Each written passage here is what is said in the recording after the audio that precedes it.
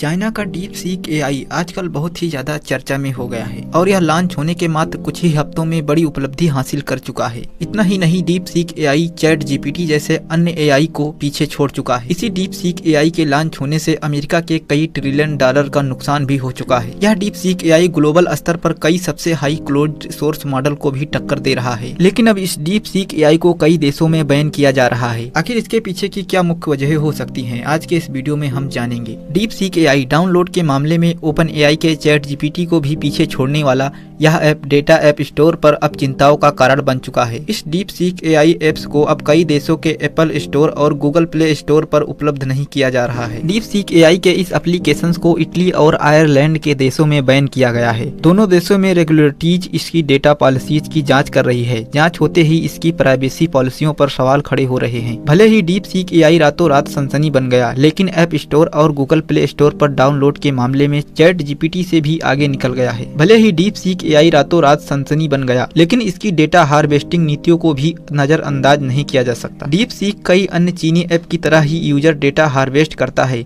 इस मामले में आईपी एड्रेस के साथ साथ यूजर की चैट भी डीप सीक द्वारा इकट्ठी की जा रही है और यह एक कारण भी हो सकता है कि ऐप को चीन के बाहर टिक पाना मुश्किल हो सकता है। रोम में रेगुलेटरीज ने कंपनी के इस बारे में जवाब मांगा है कि वह यूजर डेटा को कैसे संभालती है। इतावली समाचार एजेंसी ANSA के अनुसार इतावली डेटा नियामक के प्रमुख पास्क्वेल स्टेनजियोन ने कहा है, हम यह देखने के लिए जांच शुरू करने की प्लानिंग कर रहे हैं कि ऐप यूरोपीय संघ के डेटा सुरक्षा नियमों का कितना पालन करता है। रिपोर्ट्स के अनुसार डब्लिन ने आयरिश डेटा प्रोटेक्शन कमीशन के प्रवक्ता ने भी डीप सीक को पत्र लिखकर आयरलैंड में डेटा विषयों के संबंध में किए गए डेटा प्रोसेसिंग के बारे में जानकारी मांगी है। डीप सीक एआई की भारत में क्या है स्थिति? डीप सीक को लेकर सरकार पहले से ही स्पष्ट कर चुकी है कि इससे देश की सुरक्षा नीतियों को कोई नुकसान नहीं है। सूचना प्रौद्योगिकी मंत्रालय के एक वरिष्ठ सूत्र ने इस बात को खारिज किया है कि डीप सीक एआई से भारत को किसी तरह का खतरा है या इससे भारत से संवेदनशील डाटा का चीन भेजे जाने का कोई खतरा है। डीप सीक को विकसित करने वाला एक स्टार्टअप है और इस तरह की 7000 स्टार्टअप भारत में काम कर रही है। बाकी डीप सीक एआई के बारे में आपकी क्या राय है? आप हमें अपनी राय कमेंट सेक्शन में जरूर बताएं।